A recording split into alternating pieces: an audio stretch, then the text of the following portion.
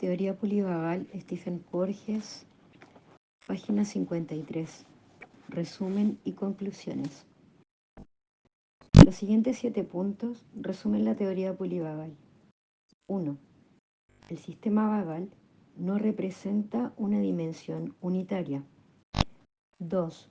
Existen dos sistemas motores vagales. 3. En mamíferos, el concepto de que el tono vagal representa un sistema individual o completo puede tener un valor fisiológico o heurístico limitado. 4. El output funcional del vago del NA sobre el corazón puede monitorizarse mediante la RSA. 5. La magnitud de la bradicardia neurogénica está mediada por el núcleo motor dorsal. 6. Existe una oscilación cardiopulmonar común. 7. Las emociones primarias están relacionadas con la función autonómica. 1. El sistema vagal no representa una dimensión unitaria. El sistema vagal incluye fibras eferentes, viscerales y generales que regulan la musculatura lisa y cardíaca y fibras eferentes viscerales especiales que regulan la musculatura somática de la laringe, faringe y esófago. Los músculos somáticos controlan la vocalización, la succión y la deglución y conectan estos procesos con la respiración. El sistema vagal también está neuroanatómicamente conectado con los núcleos de origen que controlan las expresiones faciales, la masticación y girar la cabeza. 2. Existen dos sistemas motores vagales. Un sistema vagal está formado por el vago vegetativo que se origina en el núcleo motor dorsal y se asocia con la regulación refleja pasiva de las funciones viscerales. El otro sistema vagal lo constituye el vago inteligente con origen en el NA, que está asociado a los procesos activos de atención, movimiento, emoción y comunicación. Ambos sistemas están neuroanatómicamente diferenciados, tienen distintos orígenes ontogénicos y filogenéticos y emplean diferentes estrategias adaptativas. 3. En mamíferos, el concepto de que el tono vagal representa un sistema individual o completo puede tener un valor fisiológico o heurístico limitado. Por ejemplo, en mamíferos, un tono alto del sistema vagal procedente del núcleo motor dorsal puede ser letal, mientras que un tono alto del sistema vagal procedente del NA puede ser beneficioso. Según la teoría polivagal que se propone, una medición precisa del sistema del NA es fundamental para la evaluación de las realizaciones psicofisiológicas. 4. El output funcional del vago del NA sobre el corazón puede monitorizarse mediante la RSA. El NA es parte de una red neural común que genera un ritmo cardiorrespiratorio. Por tanto, el output de la rama vagal que se origina en el NA termina en el nodo sinoauricular del corazón, transmite una frecuencia compartida por los sistemas respiratorio y cardíaco. Por el contrario, el output del núcleo motor dorsal no transmite un ritmo respiratorio. 5. La magnitud de la bradicardia neurogénica está mediada por el núcleo motor dorsal. Los cambios rápidos de frecuencia cardíaca, tales como la declaración anticipatoria condicionada de la frecuencia cardíaca y las desaceleraciones, tales como la desaceleración anticipatoria condicionada de la frecuencia cardíaca y las desaceleraciones asociadas con la orientación, son un tipo de bradicardia neurogénica. Otras bradicardias neurogénicas serían los reflejos como el optovagal y el quimiovagal. En ausencia de las influencias del NA, sobre todo sinoauricular, condiciones locales como la hipoxia pueden potenciar en gran medida el efecto vagal. 6. Existe un oscilador cardiopulmonar común. El ritmo respiratorio común que se observa en la frecuencia cardíaca y la respiración está producido por una red de interneuronas localizadas en el NTS y el NA, que se comunican con las neuronas motoras que controlan las funciones respiratoria, laríngea y cardíaca. 7. Las emociones primarias están relacionadas con la función anatómica. Dado que las emociones primarias a menudo están relacionadas con la supervivencia, han de integrarse en la regulación cardiopulmonar.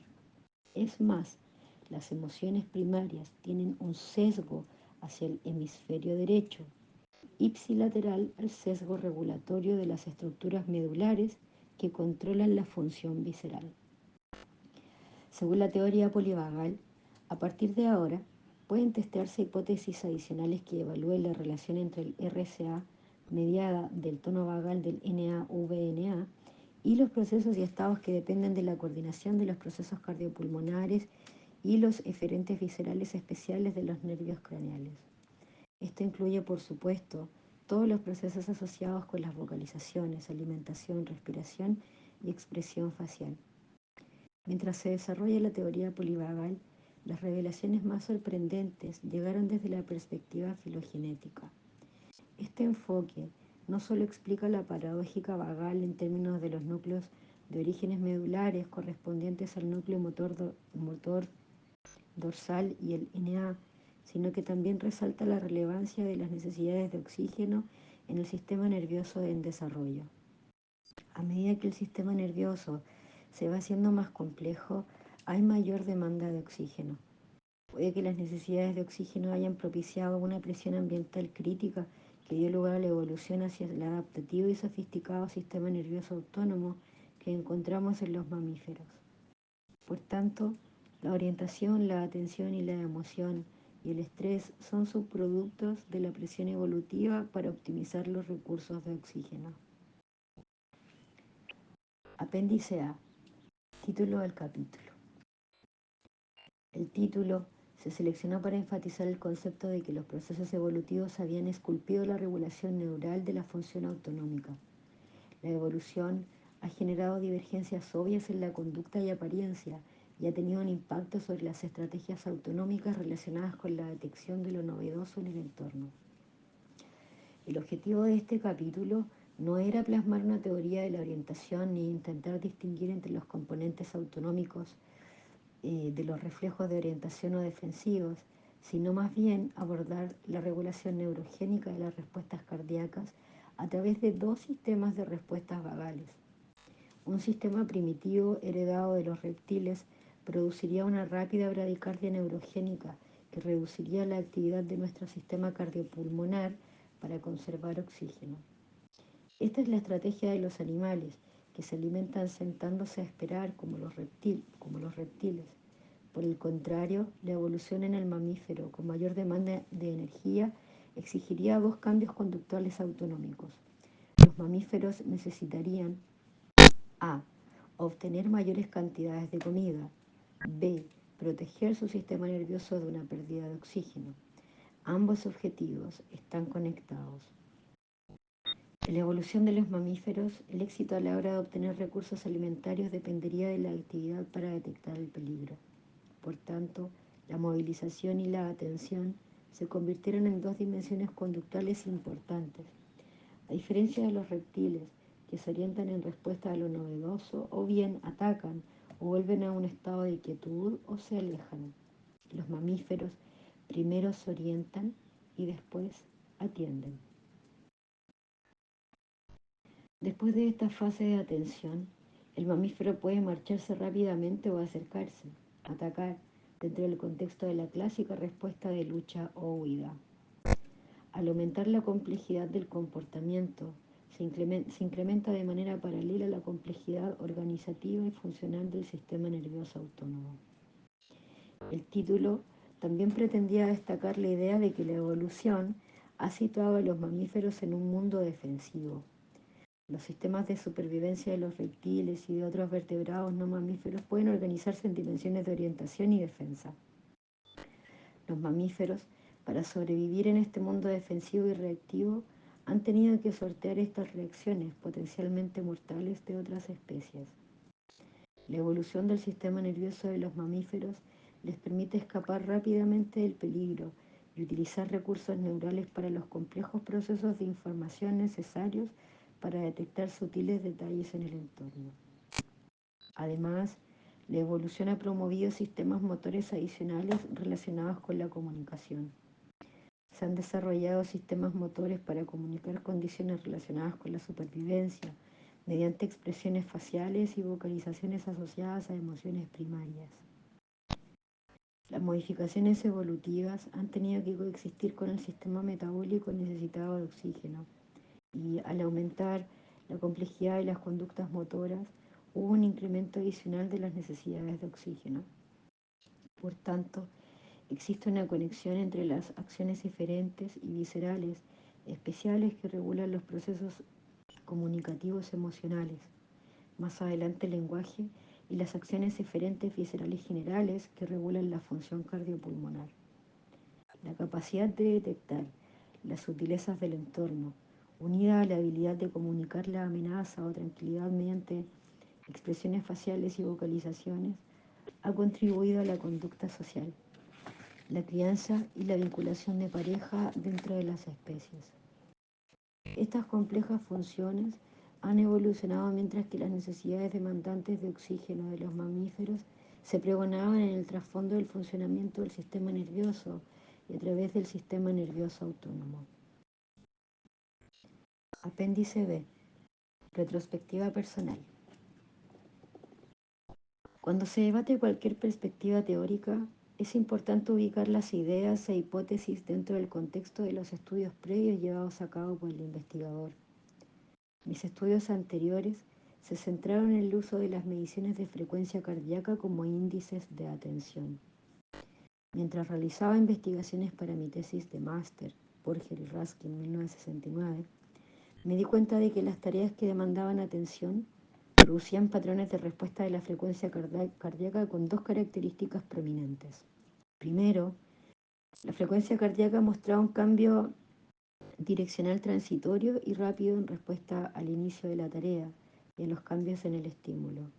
Segundo, cuando los sujetos se implicaban en la tarea y centraban su atención en las exigencias de esta, se reducía la variabilidad de la frecuencia cardíaca. Me intrigaban estas observaciones y especulé sobre los posibles mecanismos fisiológicos. Esto evolucionó a una teoría de la atención bicomponente, en la cual los componentes se denominaban respuestas fásicas y de orientación y tónicas de atención. Borges, 1972.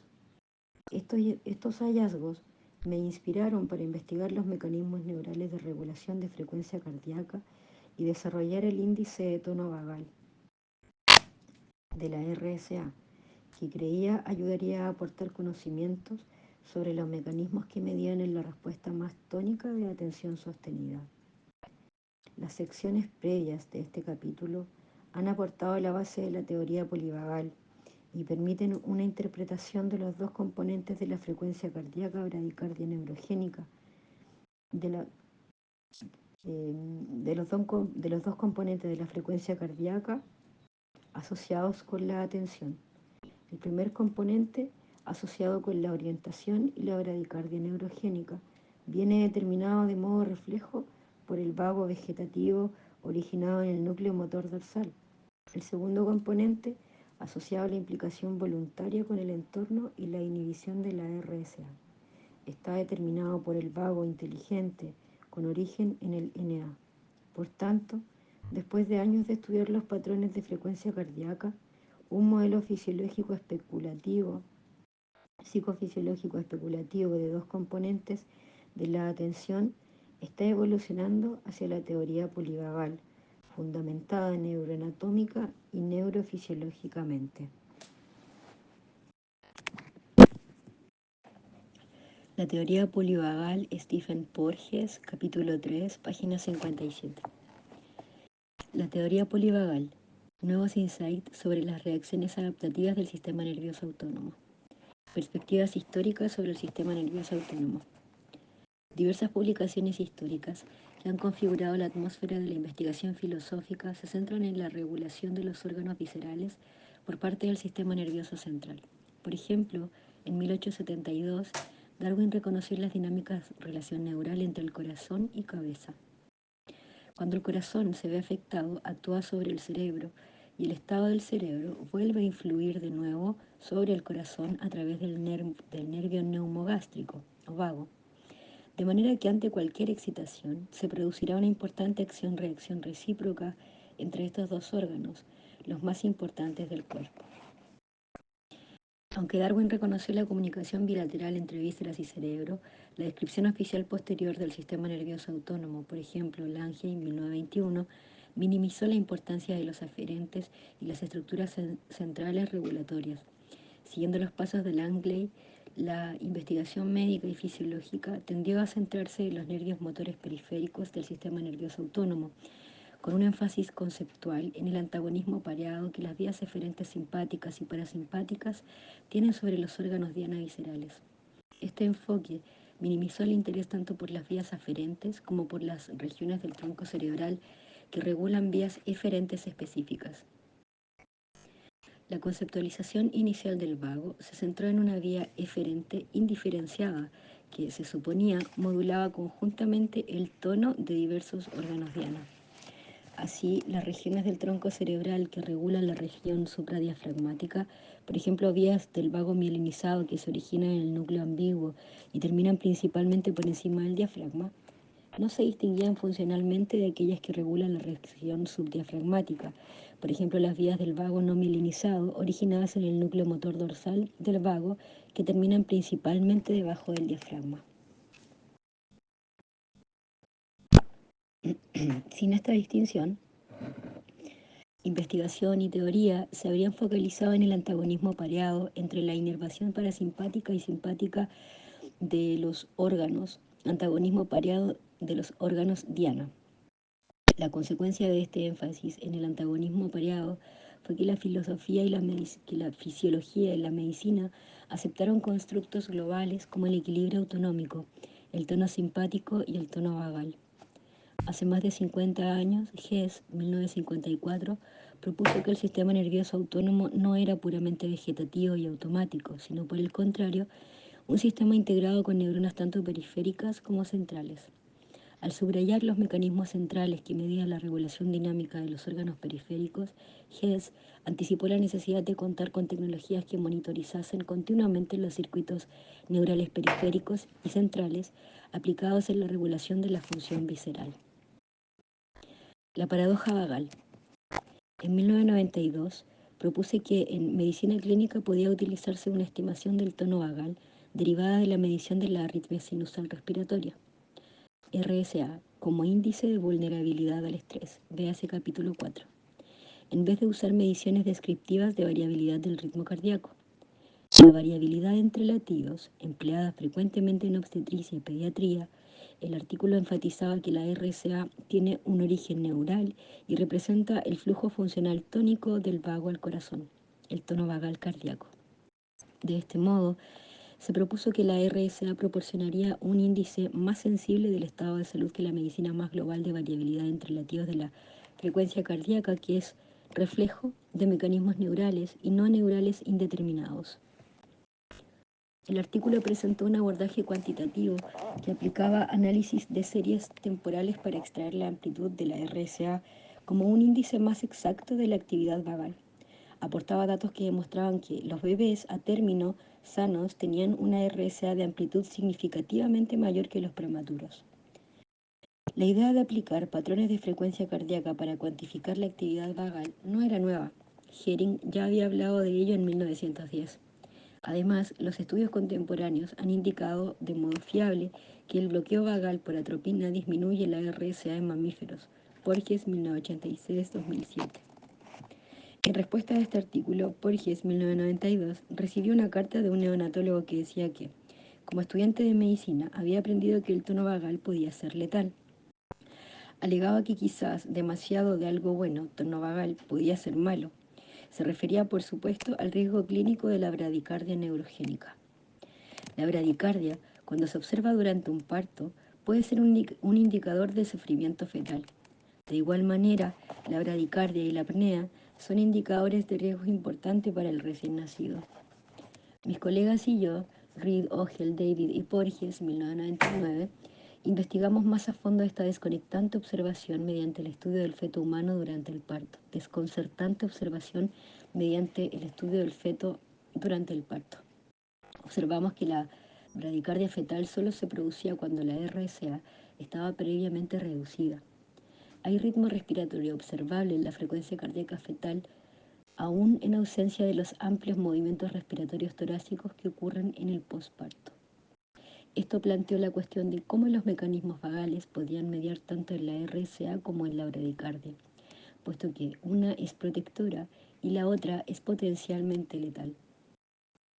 La inconsistencia se convirtió en la paradoja vagal y fue la motivación subyacente para el desarrollo de la teoría polivagal. Con respecto a los mecanismos que medían la bradicardia y variabilidad del ritmo cardíaco, existe una inconsistencia obvia entre los datos y los supuestos fisiológicos.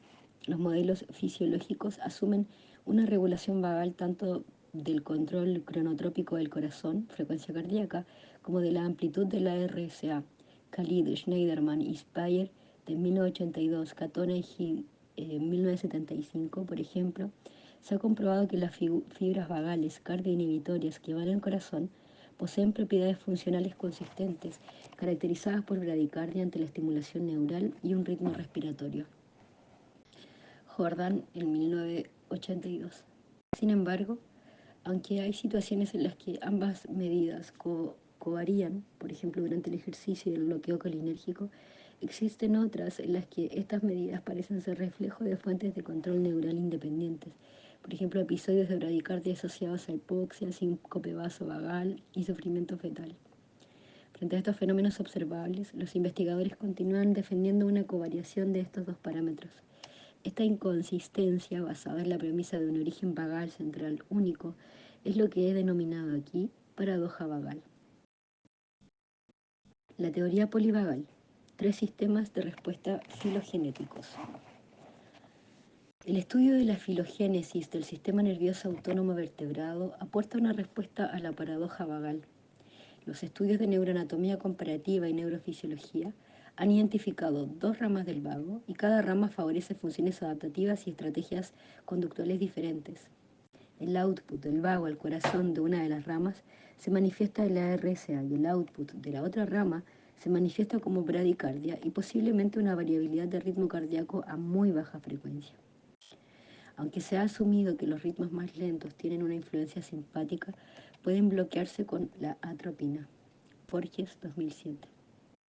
La teoría polivagal, véase capítulo 2, 10, 11 y 12, articula cómo cada una de las 3 etapas filogenéticas en el desarrollo del sistema nervioso autónomo de los vertebrados está asociado a un subsistema autónomo diferente que se ha conservado y se expresa en los mamíferos.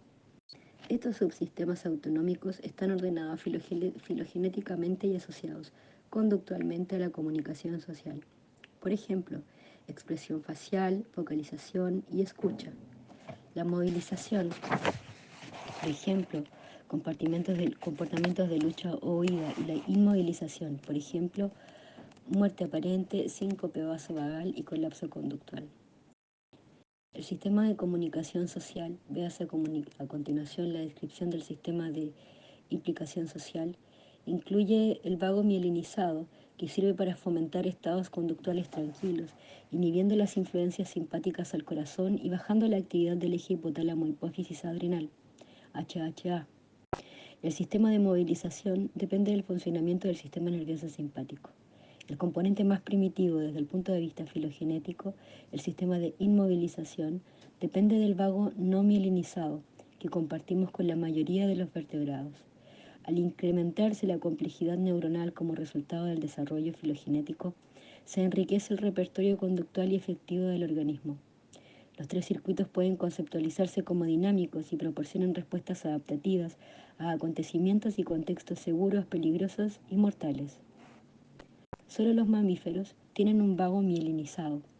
A diferencia del vago no mielinizado, los receptores muscarínicos pre- y postganglionares originados en el núcleo motor dorsal del vago, el vago mielinizado mamífero se origina en el núcleo ambiguo y tiene receptores nicotínicos preganglionares y receptores muscarínicos postganglionares. Compartimos el vago no mielinizado con otros vertebrados, incluidos los reptiles, anfibios, teleósteros y elasmobranquios. Estamos investigando la posibilidad de extraer distintas características del patrón de frecuencia cardíaca para monitorizar dinámicamente los dos sistemas vagales. Los estudios preliminares de nuestro laboratorio avalan esta posibilidad. En estos trabajos hemos bloqueado los receptores nicotínicos preganglionares con bromuro de hexametonio y los receptores muscarínicos con atropina. Los datos se corrigieron en topos de pradera, que tienen un tono vagal basal muy alto.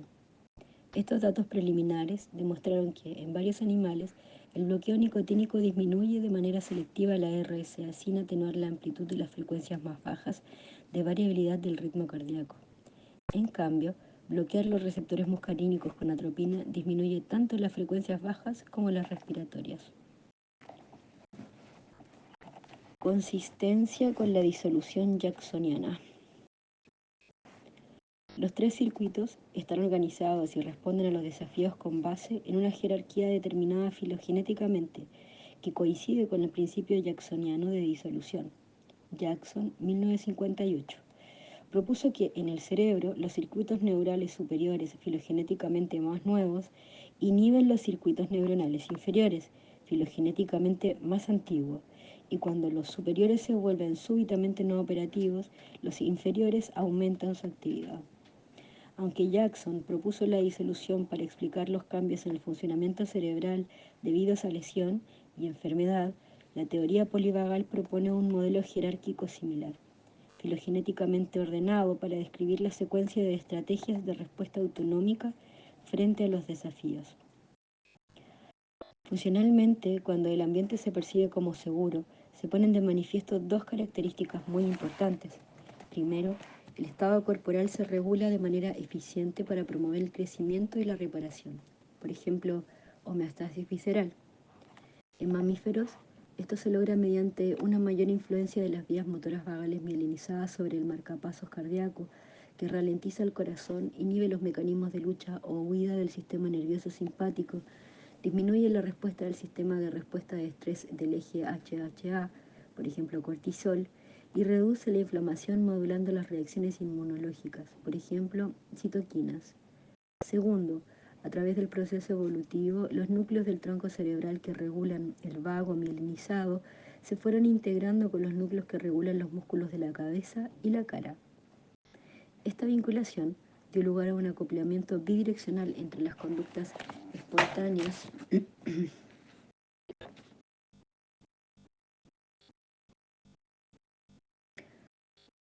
Esta vinculación dio lugar a un acoplamiento bidireccional entre las conductas espontáneas de implicación social y los estados corporales.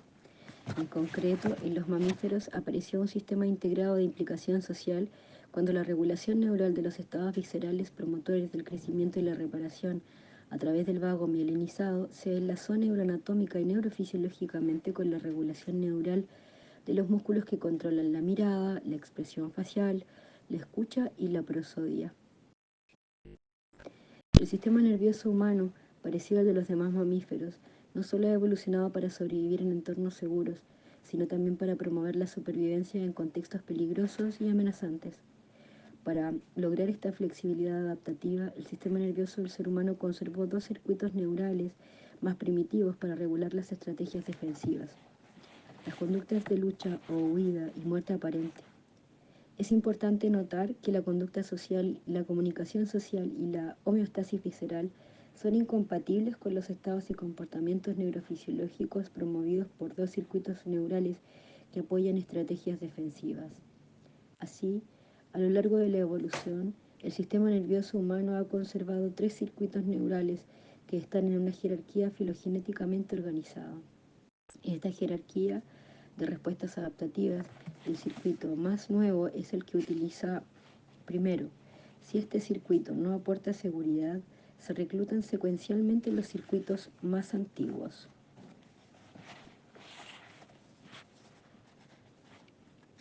Figura 3.1. El sistema de implicación social. La comunicación social viene determinada por la regulación cortical de los núcleos medulares a través de las vías córtico-vulvares. El sistema de implicación social consta de un componente somatomotor, vías eferentes viscerales especiales que regulan los músculos de la cabeza y la cara, cuadros con línea continua, y un componente visceromotor. La línea continua representa el componente somatomotor. La línea discontinua representa el componente visceromotor. La investigación de la filogénesis de la regulación del corazón de los vertebrados, Morris y Nielsen 1994, Taylor, Jordan y Cote 1999, véanse también los capítulos 2 y 10, ha llevado a extraer 4 principios que permitirían testar las hipótesis que relacionan determinados mecanismos neurales con las conductas de implicación social, lucha, huida y muerte aparente. Existe un cambio filogenético en la regulación del corazón que va desde la comunicación endocrina a los nervios no mielinizados y finalmente a los nervios mielinizados. Se ha producido un desarrollo de mecanismos neurales opuestos de activación e inhibición para proporcionar una regulación rápida del output metabólico gradual. Se desarrolló una conexión rostro-corazón a medida que los núcleos originarios de las vías vagales se desplazaban ventralmente desde el núcleo motor dorsal más antiguo al núcleo ambiguo. Esto dio como resultado un vínculo anatómico y neurofisiológico entre la regulación neural del corazón a través del vago mielinizado y las vías eferentes viscerales especiales que regulan los músculos estriados de la cara y de la cabeza, lo cual dio lugar a un sistema de implicación social integrado. Con el aumento del desarrollo cortical, la corteza exhibe más control sobre el tronco cerebral por medio de vías neurales directas, por ejemplo, córtico-vulvares, e indirectas, por ejemplo, córtico-reticulares, que se originan en la corteza motora y terminan en los núcleos de origen de los nervios motores mielinizados, que salen del tronco cerebral, y controlan tanto las estructuras visceromotoras, corazón bronquios, como las somatomotoras, músculos de la cara y la cabeza. Neurocepción. Indicadores contextuales de los estados fisiológicos adaptativos y desadaptativos. Para pasar eficazmente de estrategias defensivas a estrategias de implicación social, el sistema nervioso de los mamíferos debe llevar a cabo 2 importantes tareas adaptativas. 1. Evaluar el riesgo. 2. Si el entorno se percibe como seguro, inhibir las estructuras límbicas más primitivas que controlan las conductas de lucha, huida o congelación. Cualquier estímulo que aumente potencialmente la experiencia de seguridad de un organismo es capaz de reclutar los circuitos neurales más avanzados desde un punto de vista evolutivo que promueven los comportamientos prosociales del sistema de implicación social. El sistema nervioso, a través del procesamiento de información sensorial del ambiente y de las vísceras, evalúa constantemente el riesgo, puesto que la evaluación neural del riesgo no necesita de la conciencia y puede depender de estructuras límbicas subcorticales. Se introdujo el término neurorecepción para enfatizar un proceso neural y distinto al de la percepción que es capaz de discriminar factores ambientales y viscerales seguros, peligrosos o que suponen una amenaza vital.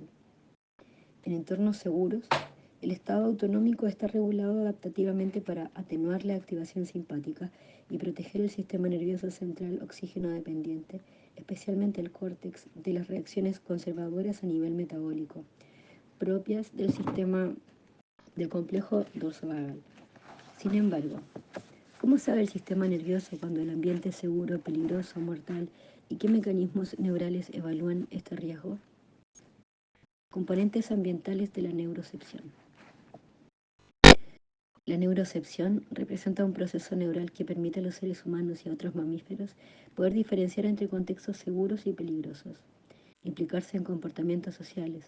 La neurocepción se propone como un mecanismo plausible que media tanto la expresión como la disrupción de la conducta social positiva, la regulación emocional y la homeostasis visceral. La neurocepción puede dispararse en detectores de rasgos ubicados en la zona de la corteza temporal comunicadas con el núcleo central de la amígdala y el área gris periacueductal, ya que la reactividad límbica se modula en función de la intencionalidad de las voces, los rostros y los movimientos de mano y a través de respuestas de la corteza temporal. De esta manera, la neurocepción de personas conocidas y personas con voces prosódicas apropiadas y rostros cálidos y expresivos durante una interacción social que promueve una sensación de seguridad. La mayoría de las personas, aquellas sin trastornos psiquiátricos o patologías neurológicas, el sistema nervioso evalúa el riesgo y hace coincidir el estado neurofisiológico con el riesgo real del entorno. Cuando el ambiente se evalúa como seguro, se inhiben las estructuras límbicas defensivas, lo que permite que tengan lugar interacciones sociales y estados viscerales de calma. En cambio, algunas personas experimentan desajustes y el sistema nervioso califica el ambiente como peligroso, incluso cuando es seguro. Y este desajuste resulta en estados fisiológicos que favorecen los comportamientos de lucha, huida o congelamiento, pero no las conductas de implicación social. De acuerdo con la teoría, la comunicación social se puede expresar eficientemente a través del sistema de implicación social, únicamente cuando se inhiben estos circuitos defensivos. Otros contribuyentes a la neurocepción. Las características de riesgo en el ambiente no son las únicas que ponen en marcha la neurocepción. La retroalimentación aferente de las vísceras medía en la accesibilidad de los circuitos prosociales asociados a las conductas de implicación social. Por ejemplo, la teoría polivagal predice que los estados de movilización comprometerían nuestra habilidad para detectar señales sociales positivas. Funcionalmente, los estados viscerales tiñen nuestra percepción de los objetos y demás personas. Así, las mismas características de una persona que interactúan con otra pueden llevar a muchos desenlaces diferentes, en función del estado fisiológico de la persona diana. Si la persona diana se encuentra en un estado en el que el sistema de implicación social esté fácilmente accesible, es probable que se produzcan interacciones prosociales recíprocas. Sin embargo, si el individuo está en un estado de movilización, el mismo intento de interacción puede recibir una respuesta de características asociales con retraimiento o agresión. En dicho estado, puede ser muy difícil atenuar el circuito de movilización y permitir la reconexión del sistema de implicación social. La ínsula podría estar involucrada en la mediación de la neurocepción, ya que se ha propuesto como una estructura cerebral implicada en la transmisión de la retroalimentación difusa de las vísceras de la conciencia cognitiva. Los experimentos con técnicas de imagen funcional han demostrado que la ínsula juega un papel importante en la experiencia del dolor y emociones diversas como rabia, miedo, repulsión, felicidad y tristeza. Ridgely, en 2005, propone que los estados corporales internos están representados por la ínsula y contribuyen a los estados de sentimiento subjetivo, y ha demostrado que la actividad de la ínsula se relaciona con la precisión interoceptiva. Resumen. La teoría polivagal propone que la evolución del sistema nervioso autónomo en mamíferos proporciona los sustratos neurofisiológicos para las estrategias conductuales adaptativas. Propone además que los estados fisiológicos limiten el abanico de experiencias conductuales y psicológicas. La teoría vincula la evolución del sistema nervioso autónomo con la experiencia afectiva, la expresión emocional, los gestos faciales, la comunicación vocal y el comportamiento social contingente. De esta manera, la teoría proporciona una explicación plausible para la covariación entre la regulación autonómica atípica. Por ejemplo, reducción de las influencias vagales y aumento de las simpáticas al corazón. Y los trastornos psiquiátricos y conductuales que presentan dificultades para conductas sociales, emocionales y de comunicación apropiadas. La teoría polivagal aporta diversas ideas sobre la naturaleza adaptativa del estado fisiológico. Primero, la teoría enfatiza que los estados fisiológicos sustentan distintas clases de comportamiento. Por ejemplo, un estado fisiológico caracterizado por retraimiento o disminución vagal facilitaría las conductas de movilización, de lucha o huida. Por el contrario, un estado fisiológico caracterizado por el incremento de la influencia vagal sobre el corazón mediante las vías vagales mielinizadas provenientes del núcleo en vivo favorecería comportamientos espontáneos de interacción social.